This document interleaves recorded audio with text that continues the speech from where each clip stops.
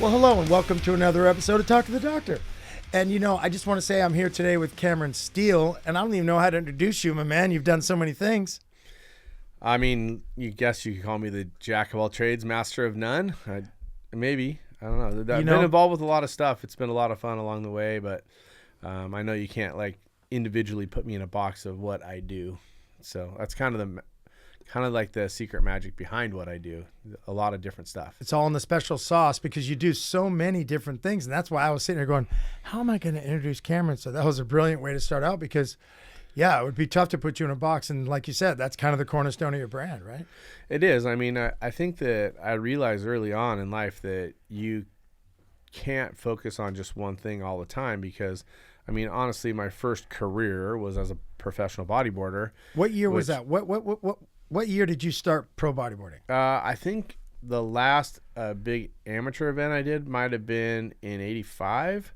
I'm not sure. At the Oceanside Pier, Keith Sasaki, who was in town, had convinced me to go back and do it. Might have been a little bit later. Might have been '86. I'm not sure. Right in there. Right in there. Yeah. And he convinced me because I was going to give up on the bodyboarding. I was just going to surf because I'd already surfed my whole life and surfed in contests and stuff. And I just thought that the surfing would be a better avenue at the time, but I started bodyboarding professionally somewhere around 85, Mid-80s. 6, 7 okay. later, right in maybe there, yeah. I don't know. I remember because I just came back from I went to Hawaii I left to Maui in the late 70s, and then right when I came back was right around that same time I came back, and the whole town was just popping sideways. All the boys were going off, and you were starting that journey. I know you were a surfer, and then all of a sudden, I remember when you picked up a bodyboard, and that's the first time we knew of it, and all of a sudden, you were a pro bodyboard. We were at the pier going, huh? Yeah. Whoa. I used like to it was a surf on surprise. I used to surf on the north side of the pier. I held down the wall while we were gone. I got my early on stripes sitting on south side, and then I came over to north side.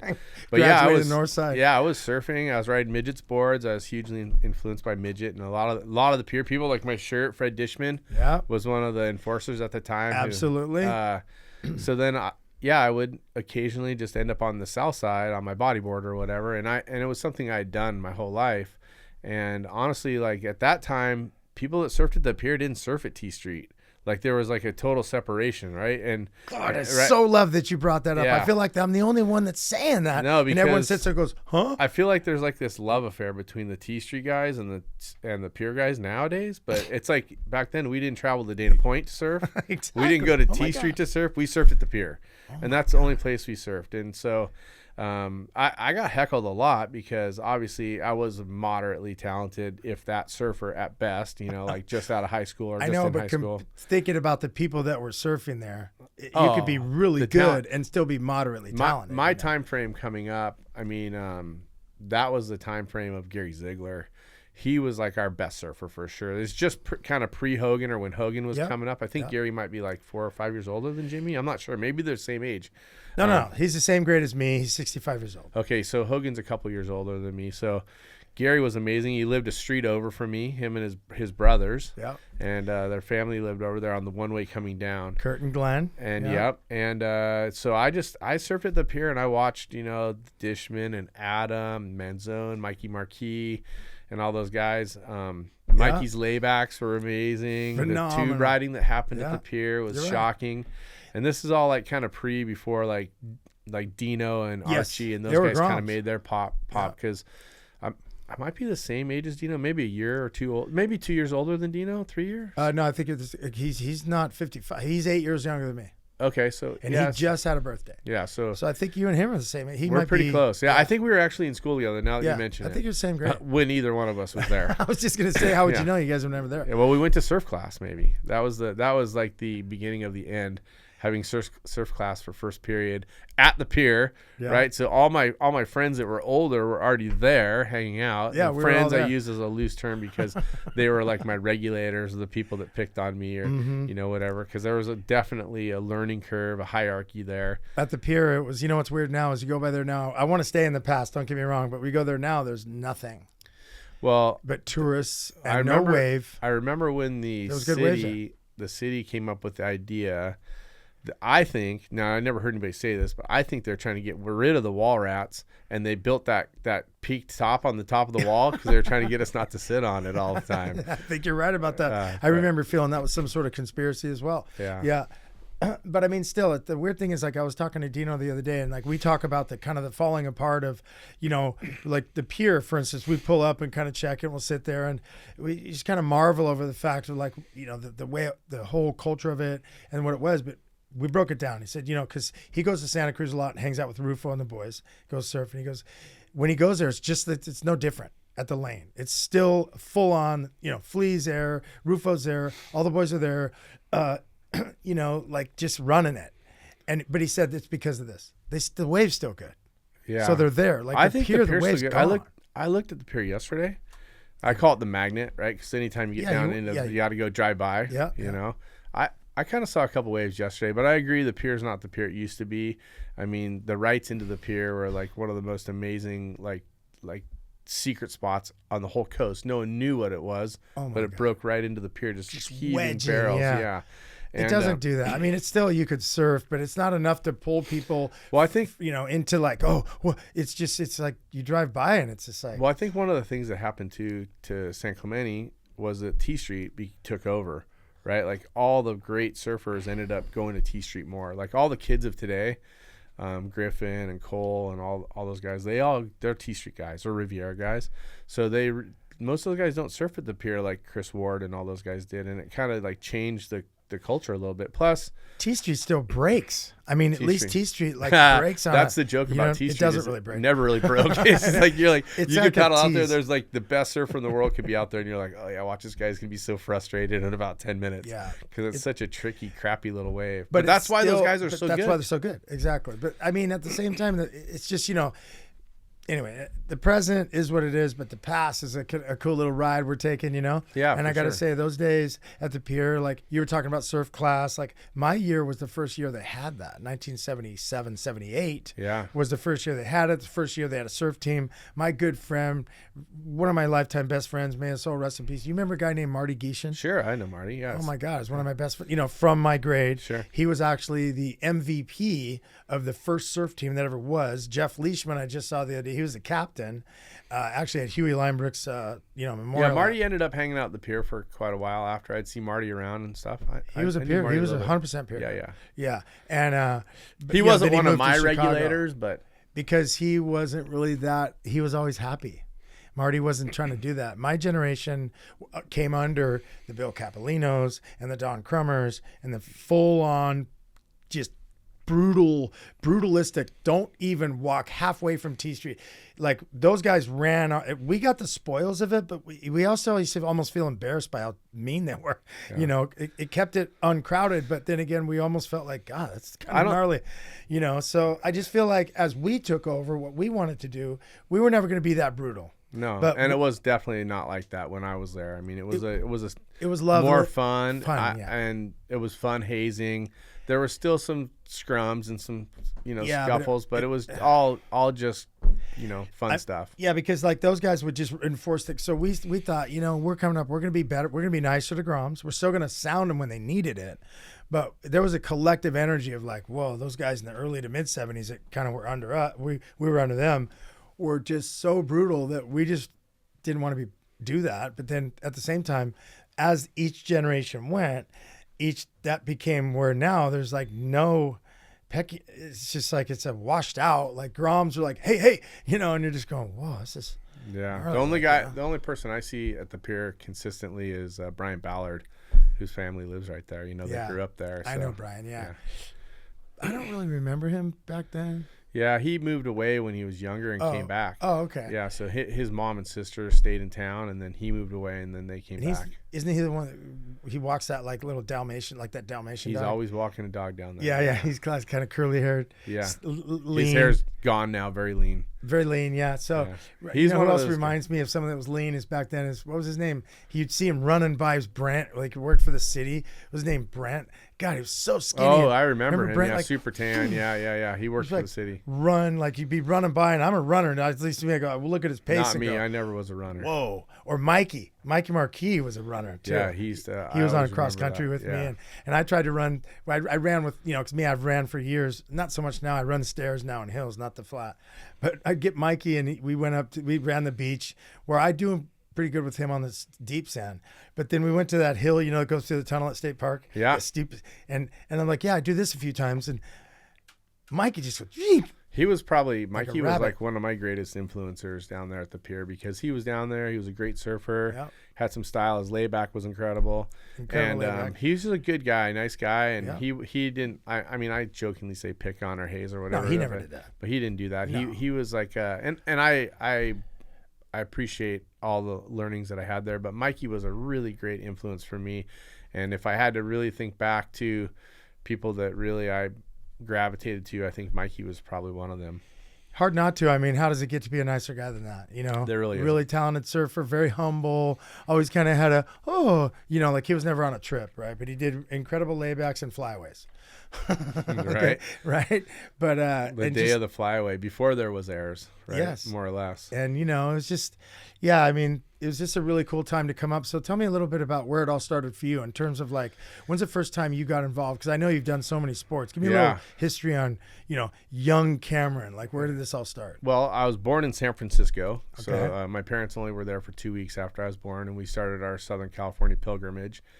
We lived in a bunch of little surf towns along the way, but really it didn't really all, from my memory, start until I was like in Laguna Hills, and I was riding dirt bikes. I was going to the beach. My mom first took us to the beach when we were really young.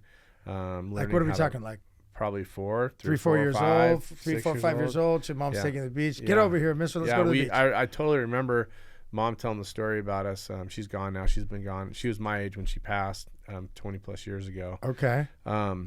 She told a story about like we used to go to the soft side of the Balboa Peninsula, and then we were like, we want to go to the waves. And we went to the wave side, like where the wedge and the point are, right? Yeah. Got pounded as little kids. Totally. But that's where we cut our teeth on that. The motorcycle stuff started. When you were cutting your teeth on that, excuse me, were you body surfing? I can't remember what we were doing. Probably mats, I'm guessing. Maybe mats. Oh, yeah, because the bodyboard. Those were so fun. I think the bodyboard first made its introduction in '76. I would have been 8 years old when I got my first bodyboard. So before that, we were going to the beach and trying to ride waves, but on mats and body surfing, or just on mats. Those mats were incredible. You mean the kind of mats you'd rent from the place? Those hard rubber mats? Shoot, when I was a kid, I think you could still rent mats at a lot of places on the beach. Yeah, I can't. Those were hard to remember. Fun. The buoyancy of them. I mean, I see people on mats occasionally still. It's like, wow. Like I see people on pipa boards once in a while. That's crazy. Well, that was my first actual board, was an El Pipa board. I was a body surfer. I got an El Pipa board. Then I got a David Nueva knee board, a Dino surfboard knee board out of Huntington. And then my first surfboard was a 7.0 diamond tail from Hydro Sticks. John Bolt. My first surfboard was a Rick James shaped board. It was yellow with red rails with a bungee cord leash back then. Oh my! And I bought it. Kill You leash. Yeah, Kill You. I used to surf Southside on it, and we bought it How big was that, Tony's Pawn Shop. That's where we got it. There. How big was that board? It felt single like it fin? was 8 feet. It was a single fin. It felt like it was 8 feet. I remember that thing coming flying back at me a bunch of times. So that was my first surfboard experience, and then not long after that, I got a Hobie that Terry Martin shaped. Nice. I believe it was secondhand. We bought it from maybe the Hobie store. It's hard to. There's so many like weird little memories. Like I was kind of thinking about, because I'm coming in here, right? And I'm trying to think about some of the surf memories. I'm like, okay, well, I had a Rick James, a Terry Martin, Midget Smith, Chris McElroy, Randy Slay. Nice trajectory. I got to surf on all their boards, even though whether they were used or not, but they were in our influence group, Majorly. And so for me, the start really was like my dad and mom were both totally into getting outdoors and doing stuff. So mom took us surf to the waves. Mom wanted to go to the beach. Dad took me motoing. What was your first moto experience? My first moto experience, true, that I can remember was probably somewhere around 6 or 7 years old. I mean, you got a picture right here. You look like you're like 3. Yeah. There was motos in my life before. I mean, you're like 3 years old sitting on a moto. Yeah. So first thing I remember was riding in the side hills by the bamboo forest. So I was probably around 6 years old in Laguna Hills. It's right near the off ramp at Alicia Parkway. I drive by it all the time. Still dirt.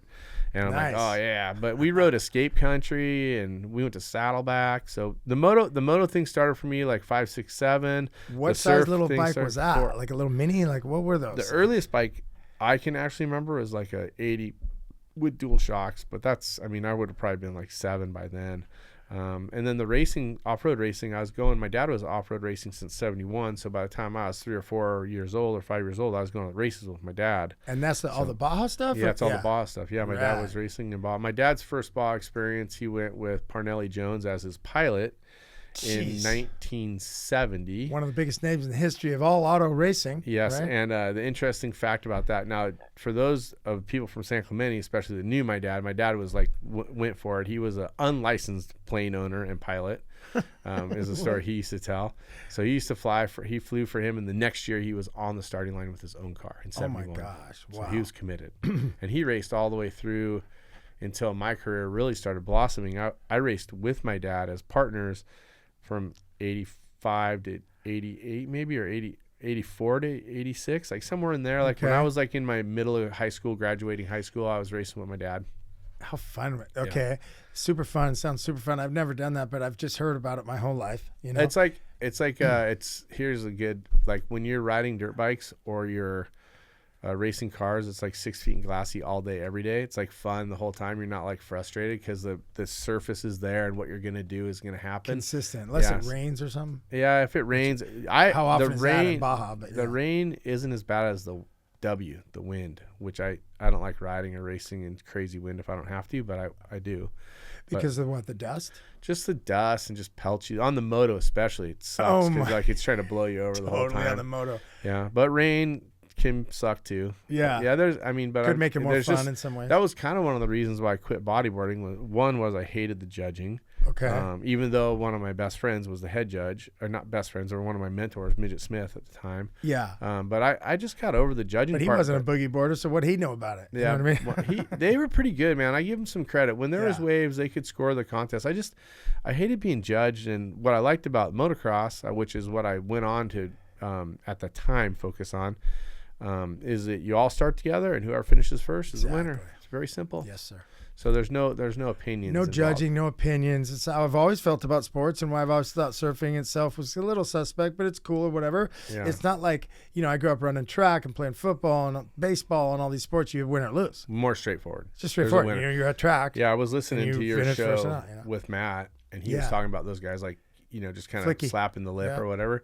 And in our sport, which not as, I can't compare myself to Matt in any way, but those guys would just spin, and get points. And I was like, I just refuse to do that. It's just not the way I grew up riding waves, and I just don't want to do it. So it kind of burned me out. Yeah, it was like, 4 to the beach, get as many tricks in as you could. And so for me, I just wasn't my style. And so it kind of burned me out. I had a great run, though. I love bodyboarding. I still bodyboard today. Mm-hmm. I still get out in the water probably, I'm going to say maybe 8 or 10 times a year on my bodyboard, and then I'll soft top at some of the other beaches. I'm local to a spot that's close to my house. Mm-hmm.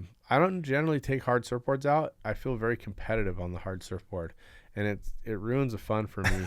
And still on the bodyboard, I feel like when I paddle out, it's like right back to being like a 20-year-old, and I'm like, shoot, I don't want to be like competitive, and I just want to go have fun. Sometimes I'll just paddle off on my own and like just try to like not worry about what waves come, because I get frustrated like if I miss a good set or I blow a wave or whatever. But I've had some phenomenal waves in the last year. T Street and bodyboarding, really good stuff. Like I'm really stoked. I've had a couple fun surf waves, but I really, to be honest with you, when I got over the surf, I left. I just kind of didn't surf a lot. I remember that. I kind of remember the moment when all of a sudden you were gone. Yeah. But then I was hearing quickly about like you were, in the moto world. And I didn't know that. I kind of knew your dad did. And I knew you I didn't know it was like, whoa, it turned into like a major thing.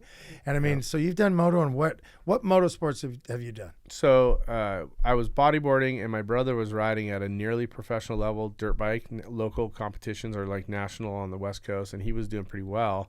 He was kind of on the precipice of turning professional. And I saw what he was doing was very, like I said, start and finish, do it. And so I started riding my dirt bike more. And I was already winning at an amateur level in small events, really small events. And what size bike was that? 250s. 250s, yeah.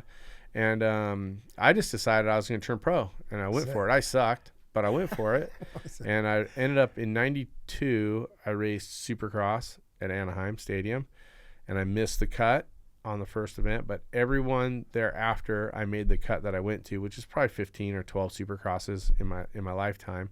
I made the night show. So the first time I made the night show was at Jack Murphy Stadium, and I at Anaheim the week before, 2 weeks before, I missed by 3 spots, and I came out of there like with a ton of confidence, going, "Damn, I can do this! If I just go out." I'm in the mix. Yeah, I'm in the mix. I can do this, because it was all about technical jumping back then, which I was much better at than going fast. And I went to San Diego and I qualified out of my first heat. I was right in, and I was like, "Holy crap!" So it was very surreal to me because I had never done it before. But when you push your bike out of the tunnel to go to the starting gate for the first heat of your race, there's 60,000 people. And it's like mind-boggling. You're just like, oh my God. And I totally remember Dean Rohan, another San Clemente buddy, yelling at me. Love from Dean the Rohan stands. on Talk to the Doctor. Just want to throw it out there. I was wearing my Rohan sweatshirt this morning right here. Yeah, absolutely. Throw it out there for Dean. But what an awesome. I remember him awesome yelling, dude. and I remember getting on the gate. But, I had really very little or no success racing Supercross. I made every night show, but I never made a main event. And I never rode the what they call smaller bike class, or the learner, or the less advanced class, because I just never fit on that bike, and it wasn't for me. I was a bigger guy. I rode the 250s at the time. And the smaller ones, the are 250s, the smaller ones were the 125s. Now the 250s are the smaller and the 450s are the bigger. But I made a shot at that for about 5 years in the local West Coast stuff. I also raced the Mickey Thompson Ultra Cross Series a little bit. So I was a professional motocross racer, but like I was getting $50 checks or whatever. It wasn't like my bodyboarding career where you're making money at that. I was getting paid to do that. Yeah. It was a hard transition. My parents at the time, my dad could still support us or help us with that, which kind of came to a halt. I was doing it without my dad for a little while, but my family, we were racing off-road cars at the same time, and we were having great success. We almost won the SCORE overall championship in 1992. I won a couple races. My mom was diagnosed with cancer, and my dad basically is like, I'm just going to hang with your mom, and so he gave up his business. He gave up his entire life, and mom lived for 5 years with cancer. And at that time I was riding dirt bikes, and the beginning of the jumping dirt bikes was happening. And so I was trying to find my own footing. It got to the point where I needed to help my family, and I got a job working for Joe McPherson at the Chevy store in Irvine. Yeah. I went up there to interview for a race car driver position, and Jeff McPherson was like, "Oh, you can come here and sell cars if you want." I was like laughing. I was like, right. What are you talking about? But I did end up going to sell cars for Jeff and Joe McPherson, and God rest Joe's soul. He was an amazing human. He was really a great leader of people.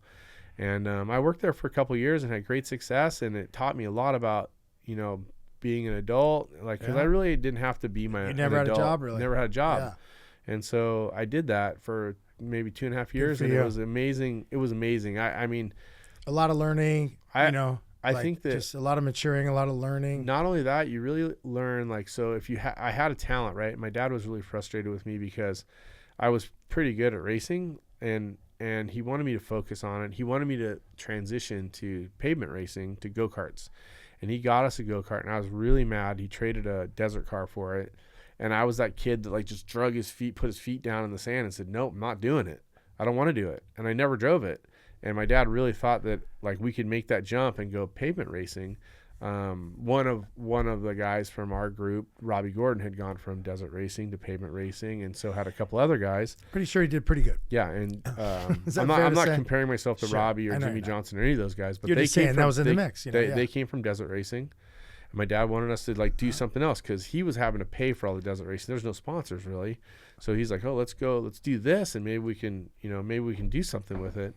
But anyway, it taught me respect of having to earn money, respect of having to be at the job, respect of having to be accountable. Because I was riding waves or whatever I was doing, I was on my own schedule.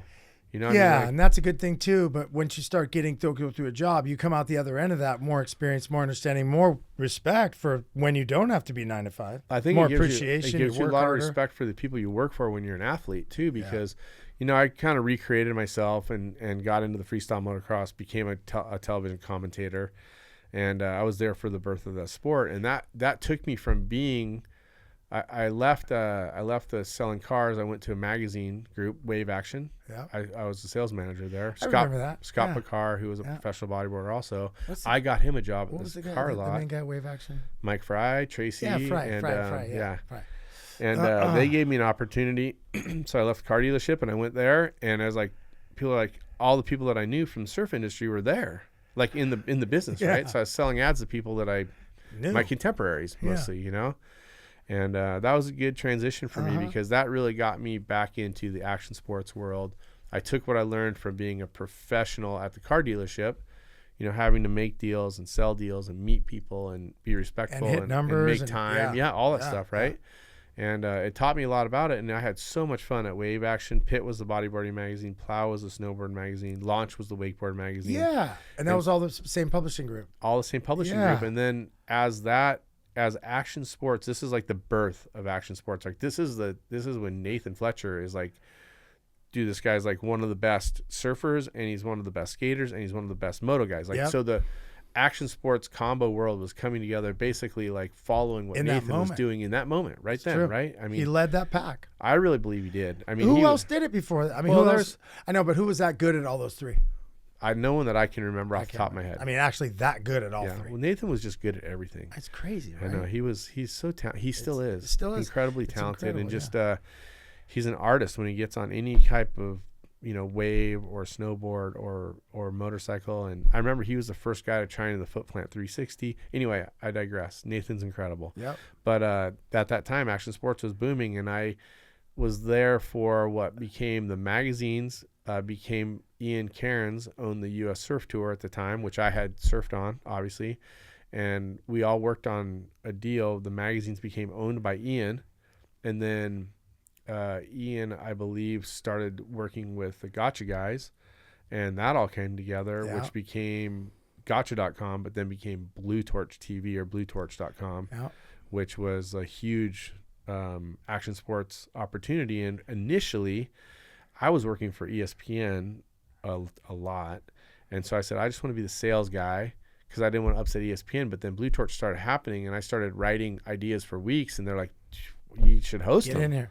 Come in. Your first time on camera hosting, do you remember what gig that was and what year that was? Because I want to say to this day you're doing that. It's an awesome journey. A true professional commentator, my first gig was I showed up to ride at the 1998 MCD Freeride competition. And where was as an athlete, 98. Where was that? Orange County Speedway. Cool. Yeah. And I showed up to ride. It was the first time there was going to be metal ramps I have to hit. And they didn't have a commentator. So like Paul Tobley was walking around talking to people, and he finally came up to me. He's like, hey, a couple people have mentioned that you could be a good commentator. And I was like scared shitless of the ramps. I was like, man, this is so, and in this tight area, right? Because in the hills in San Clemente, you can shift into third or fourth and hit the jump, no big deal. This, you're going to have to come out of the corner barely in second and pop this metal ramp. Wow. And the jokingly way I say it, I don't remember exactly how it went down. I said, well, how does this pay? He's like, better than 10th place. I'm in. So literally I show up, I skip practice on Thursday. I'm out. Now my freestyle motocross career is over. I still ride in the hills. And and I show up on Friday, and like no one's like, I got my button down shirt. I'm ready to be the live announcer. And this guy walks up to me. He's like, hey, are you the announcer? Like half hour before the show, he's like, here's the mic. Here's how you turn it on. Here's how to mute it. Don't drop it. It's $800. And that was pretty much it. Next thing I know, I was announcing in front of whatever number of people, full house. Totally. But through that, they caught me on camera. And the company Dynocom, also from San Clemente, Alan Gibby, if I'm not mistaken. No, 100%. Yeah. They pitched myself and Todd Harris as the TV host for the show, which aired in October of 1998. That was my first real announcing gig, but I did announce at the PSAA tour for fun with Jay Reel when the surfers didn't want to commentate the bodyboarding. If Jay and I had lost early in the competition, they would have us come up and announce the bodyboarding. So Fig and those guys didn't want to. We don't know what these kids are doing on these. Well, they're just kind of over it. It's a good time to get a break. Didn't cost money for the budget. Sure. So they had us do it. But yeah, my first gig. But that was cool because that kind of wet your feet, wet you on the mic, right? Put you on the mic and got you kind of juicing. And that's pretty ESPN good. In 98. And I'm still we produce 3 shows a year for World of X Games right now, or this year we did.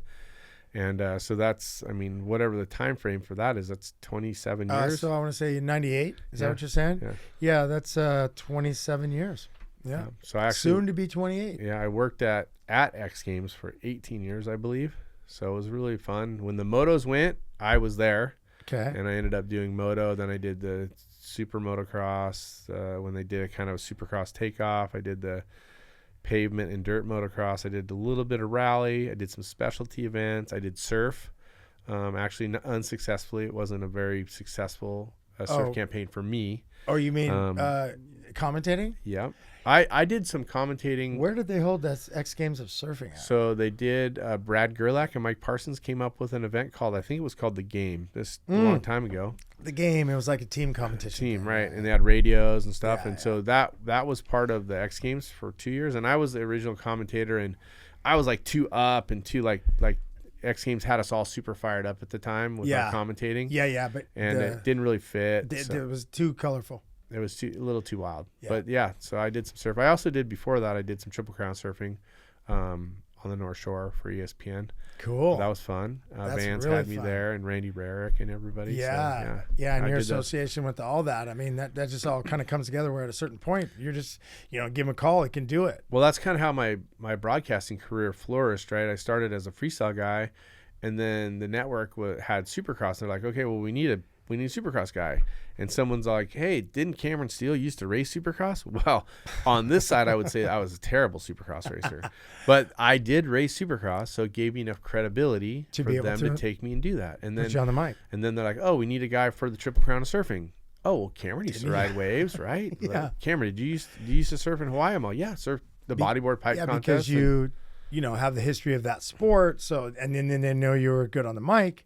Which not everyone could do that. Yeah, it was easy. And I knew a lot of the guys. I mean, I guess you could say I was not authentic surfs in some ways because I wasn't like a pro surfer guy, but I knew all those guys. Yeah. All those guys. And I mean, my history with the guys in San Clemente that I grew up with led into knowing all these guys. Like I met Sonny when he was 15 on one of his first trips to Hawaii. I mean, very fortunate. One of your first trips. His first trip to San Clemente. Sorry, I said that backwards. Yeah.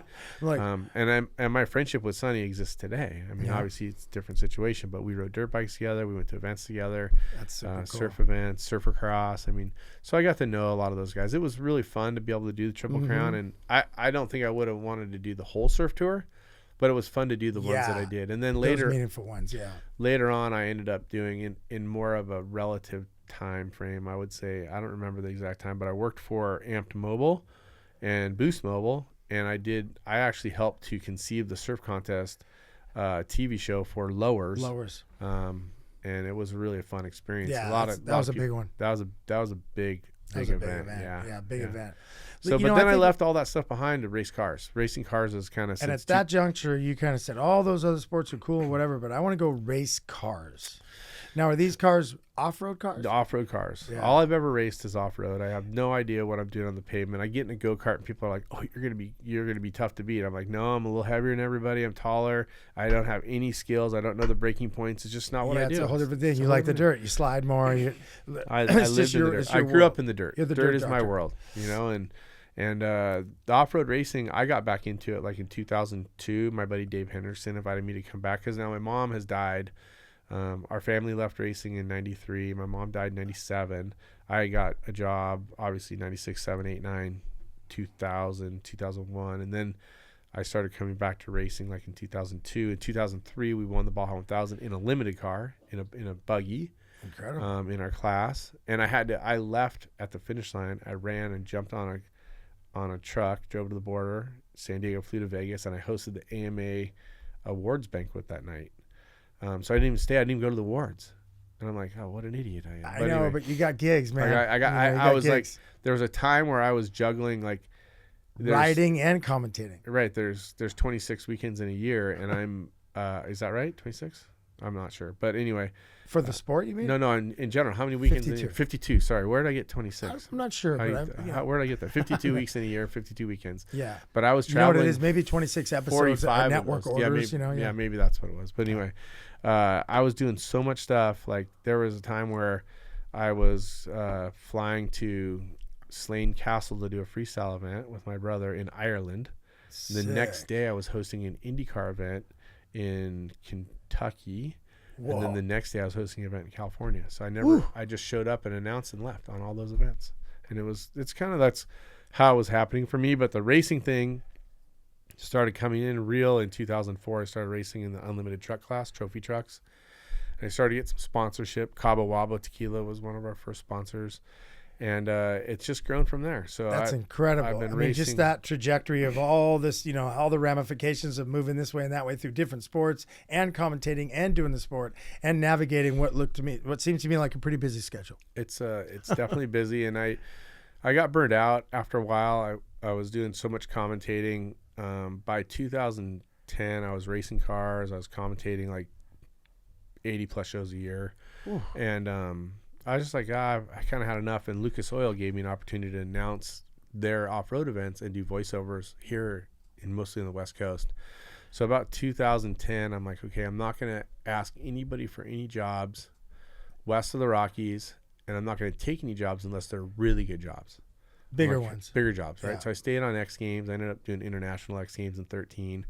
But I just kind of had enough of the travel and all that. So I wanted to stay home. It takes its toll on you. I've been married. I got married in 98. My wife and Heidi and I are together still 27 years. And congratulations. Thank you. And she's awesome. She's put up with a lot of shit. Always been an awesome girl, man. Yep. I was just, you two are just such an awesome couple. I just really want to throw it out. It's cool. Thank you. Yeah. And I just wanted to spend more time at home, and I knew that eventually we're probably going to have kids, and that didn't work out at first for us. And it just was a time where I started focusing on racing more. And to this day, like, we own our own race team, Desert Assassins. We own an off-road shop in San Juan Capistrano called Baja HQ.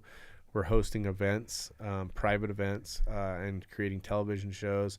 So still kind of that same, like, jack of all trades, master of none, like I was talking about at the beginning. Yeah. Like, we have a lot of different pots, but it all goes to Desert Assassins. And that's what I originally learned, is that you can't win all the races. Yep. But you got to be good at a bunch of different things. Yep. And you don't want to be a one-trick pony, but at the same time, you don't want to go so far diverse that there's no connection. By the time you realize that you can't win anymore, it's too late and the sponsors are gone. So we tried to come up with different ideas. So we were doing media before social media was really a thing. We were already producing in the TV. We were producing media, so it was right in our wheelhouse. And really that propelled my career as a racer, because the Score Series, which runs the Baja Series, was promoting me as an ESPN commentator, and we were getting a lot of coverage, and it kind of like I helped bring sponsors and do stuff, and it was really a pretty golden time in off-road. And now here I am 22 years later, still racing unlimited trucks at the highest level. We won 2 races this year already, and very fortunate, super blessed to be able to, like, all those different things that we did and just keep it going. And still going. Yeah. I mean, that's the coolest thing. A lot of people, like I was saying earlier before we started shooting, is that, like, a lot of people kind of had their moment, right? But I mean, not too many people that I know of have had that moment last, more than 2 decades, almost moving on 3 decades. Yeah. In various capacities, right? So all respect to what you've done. It's just really amazing to all kind of, like I said, when I first came back from, Hawaii, and I kind of came back, it was such a shift at that time, right? There was, when I left, the people who, it was the whole thing, what it was in the late 70s was that thing we were talking about, like no one from, just the whole thing back then, right? And then as I came back, what was that, like, I don't know, 6 years later, San Clemente was hitting it was a different thing going on completely. And then, you kind of came out of that, you rose from that moment. That is literally 40 years ago.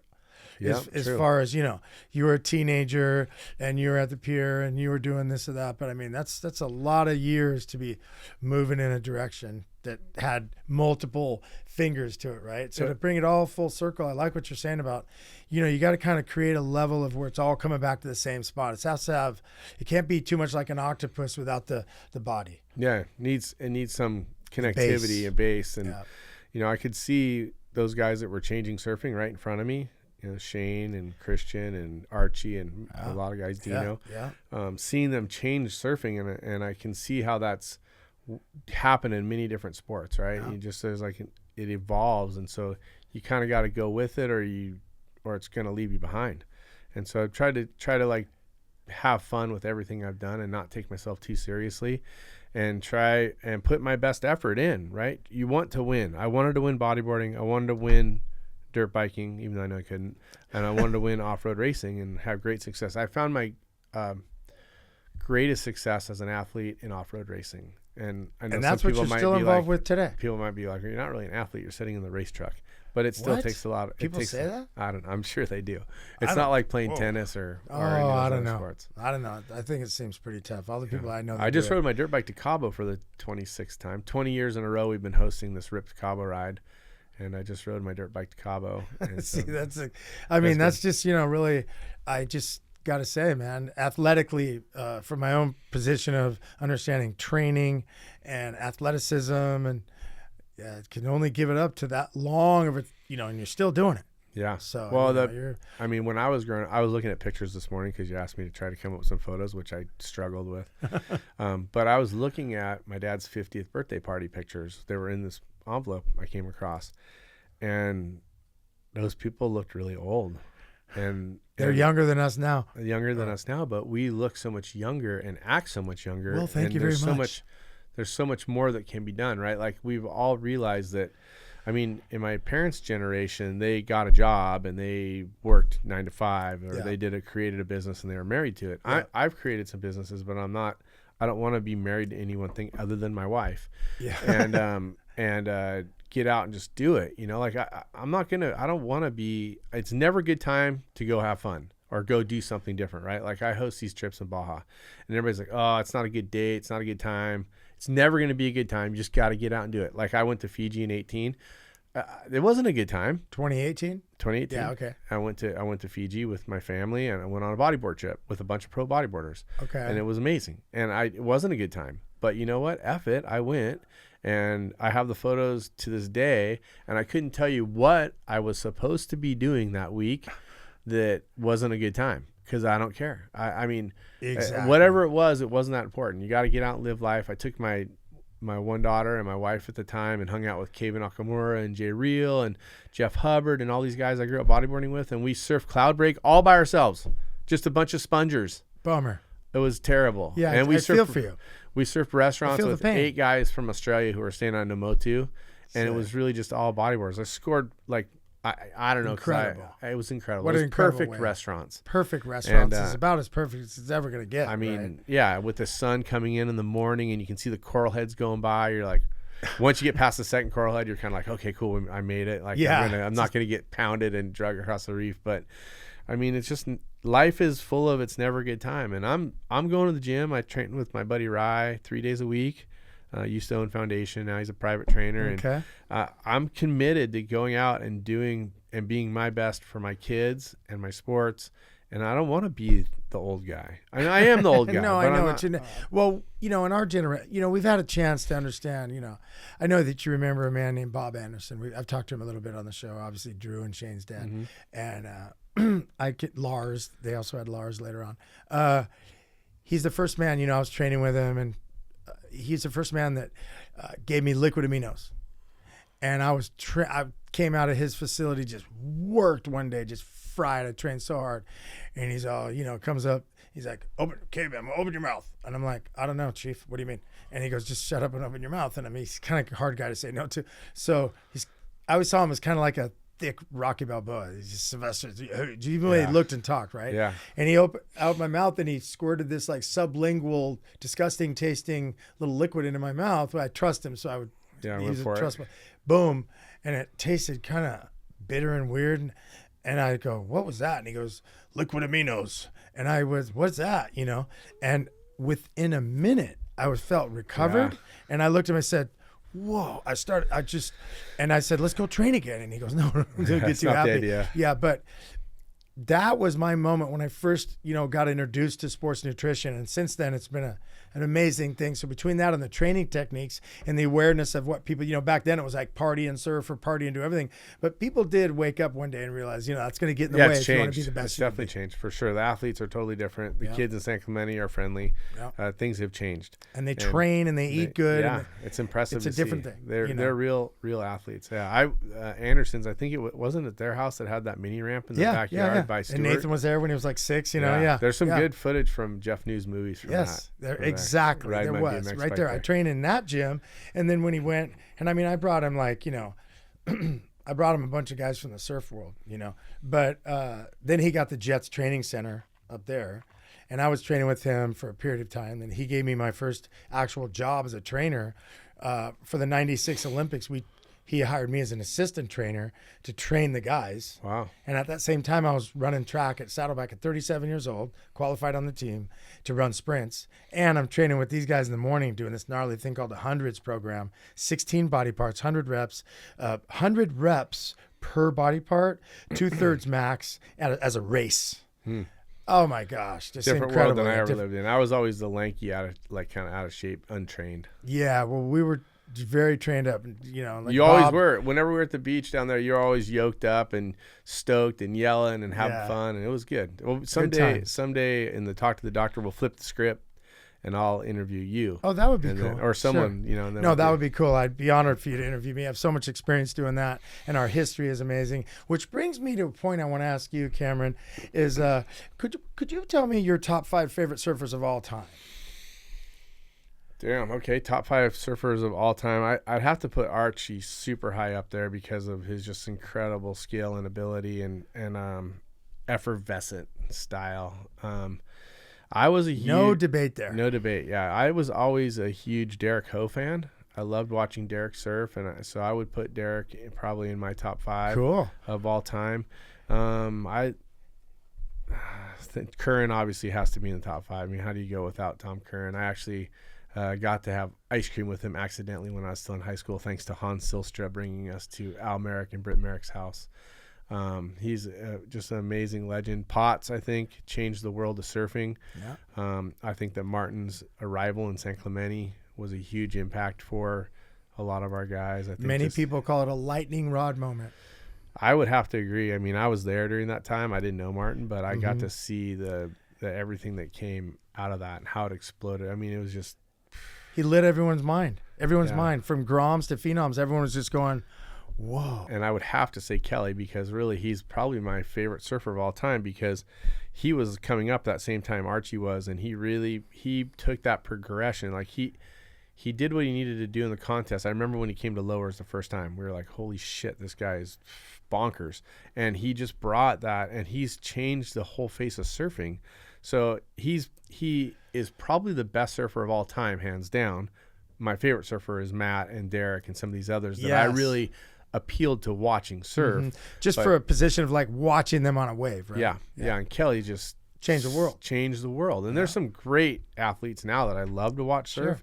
But those would be some of my top 5. It's hard to leave some of those legendary people off there. You know, if I was going to pick a favorite surfer for my friend and skill, I would say Sonny Garcia has to be in there. And then just watching people surf epic waves, Jeremy Flores is someone I think about, you know. So that's really cool. There's a cavalcade of I'm a closet surf fan still. I watch all the events and I love the surf industry still, and watching all the athletes. I'm friends with Cole. And I think they're just amazing. It's fun to watch. It really is fun to watch. I'm with you. I'm a huge fan. I love to watch it. I stay up through hours that are traditionally shouldn't be doing for my health. But there's just times where, you know, whoever it is, you know, one of our guys or someone's in a heat at 3 a.m. because they're in some country. And I'm like, I don't want to hear the results after. It takes everything away from me. Yeah, I like watching it live. I got to see it live. It freaks me out because I need that, like, Who is he going to get away? And then, so I do that. And then, you know, we have it's amazing here too, as well. Yeah. I shout out to Joel Parkinson, who's, you know, I didn't mention any Aussies, but Joel is just amazing to watch. Amazing to watch. Yeah. If you're going to watch someone surf, watching Joel surf, you're just like, incredible. Mind boggling. So smooth. Yeah. So just incredible. Everything. You know, I used to comment on him that he was so smooth that it made everything he did look so easy that he probably didn't get the scores because but then one year I remember thinking to myself going, you know, he just needs to come off the bottom with a little more pissed off, like hit the lip a little more angry like Mick or something, but his own style, right? Yeah. And I swear, that weird, cosmic, the next year he came out and did that. He won the tour. Won his title. Because he's just had a little bit more, he wasn't like pissed off the bottom like Andy or Mick or certain guys. They come off the bottom, they just want to rip their lip off, right? Yeah, Joe would just be like, butter, kind of a little bit Curran-esque. Very Curran-esque. The most Curran-esque besides Curran. Yeah. Right? I don't even think there's another one besides those two.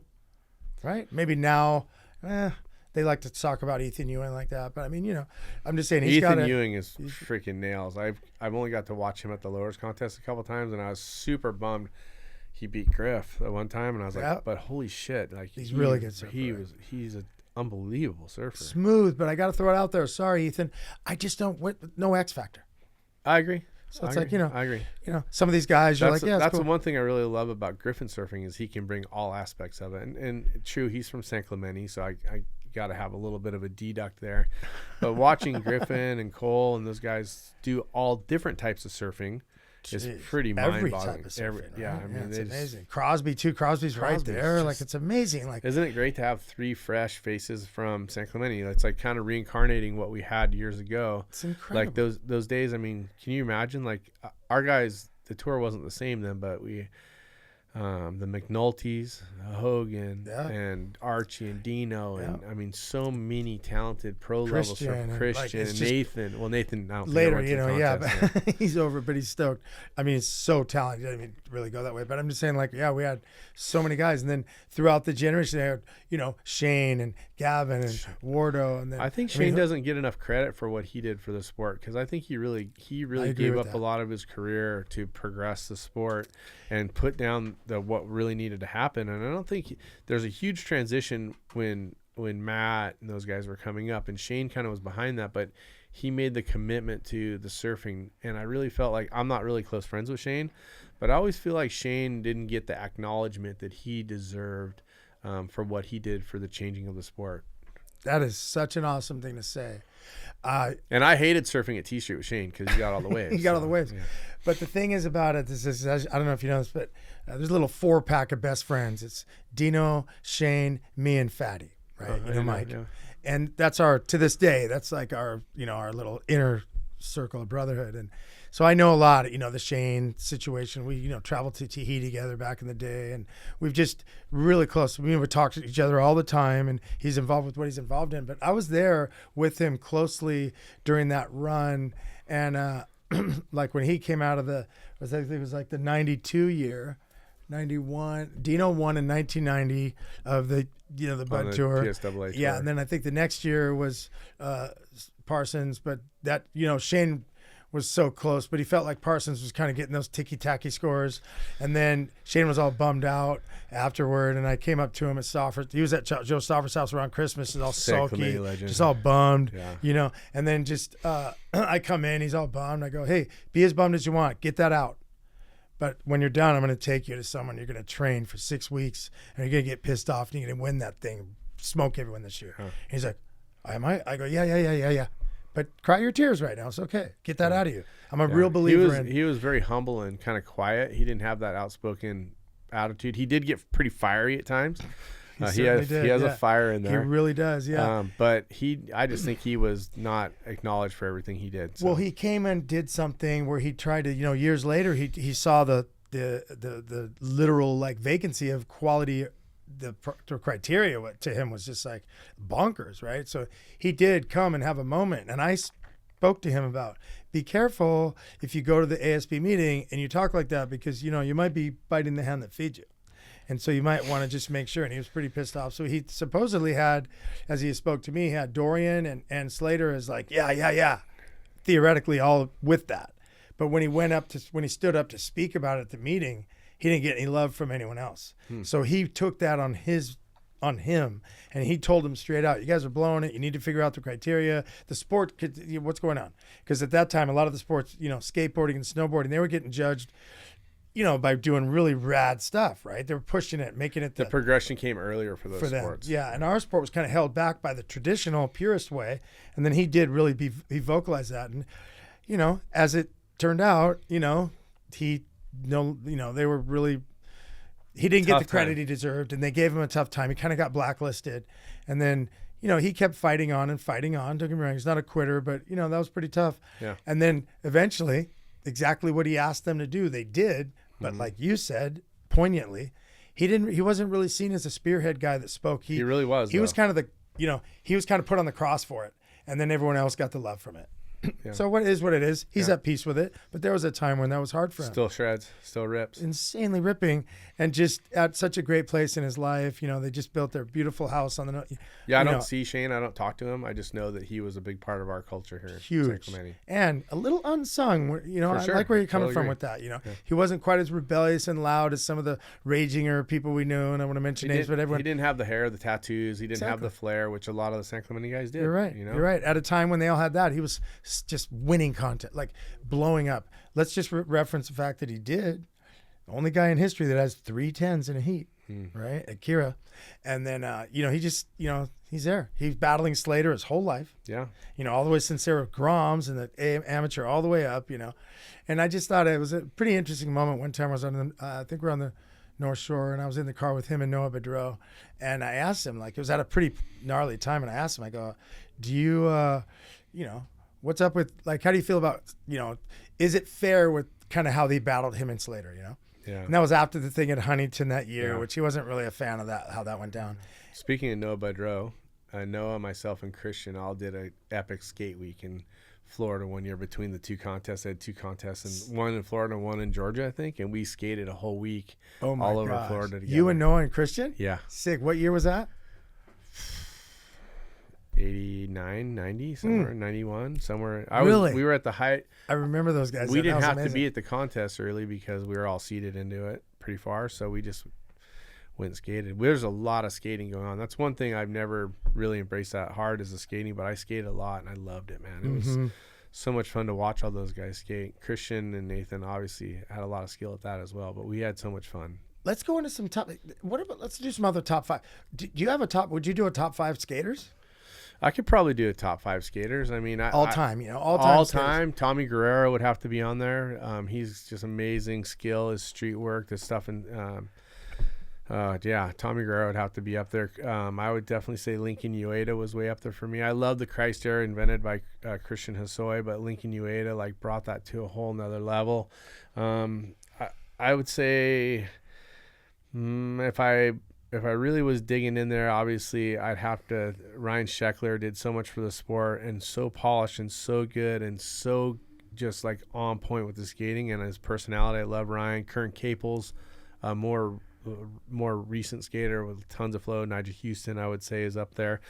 But it's hard not to have Tony and McGill and those guys coming from my generation, watching them burn down the world of skateboarding and say, hey, we're not going to carve the hill anymore. We're going to just go into the air. Wow. So, but my personal, favorites would have Sheckler and Kern Caples and Tommy Guerrero, Lincoln Ueda. Those would be some guys that I would really hold in high regard. I got to watch Lincoln at a lot of X Games. That's so awesome. I didn't announce skate at X Games ever, so I got to stand on the ramps or be right in close proximity. Right, so I got to see a lot of great skating. That's really awesome. And that'll be the first time we did top 5 skating on the show. So I'm really stoked to talk about I'm not really a skater. You know? Those are some guys. And based on what I see today, Christian's son is the most fun skater to watch in the world. Grayson Fletcher. I remember when he was born. Me too. Yeah. Yeah, amazing. I don't know him either. I only know him through social media, if a comment or something. I really don't know Grayson, but I'm super impressed with what he brings to skating and his style. So just free. He just brings that commitment of going for it. Kind of I would say a Mike Vallely a little bit. Okay. Like fully committed, skate anything, go out and do it. Smash it, and if it doesn't work perfect the first time, try it again. And if it doesn't work the second time, do it again. Just full. Some of his greatest segments that I've seen are him getting back up and doing it again. And Grayson is definitely super impressive. I would put him in my top 5 or 7 skaters to watch of all time. Definitely. Yeah, I would agree with you on that. Yeah, awesome stuff. I mean, like I said, we never really did that, dove into that on the show. We've done a lot of top 5s of surfing, obviously, and then a couple other different ones. But to do that, that's pretty cool. I got to say, I feel like you and I could probably, take this on for hours, but I feel like what we've done right now is a good episode to have you in. I really love a lot of the stuff we covered, and I'm really stoked for you to come in. I'm stoked to be here. Talk to the doctor, right? That's what it's all about. Appreciate it.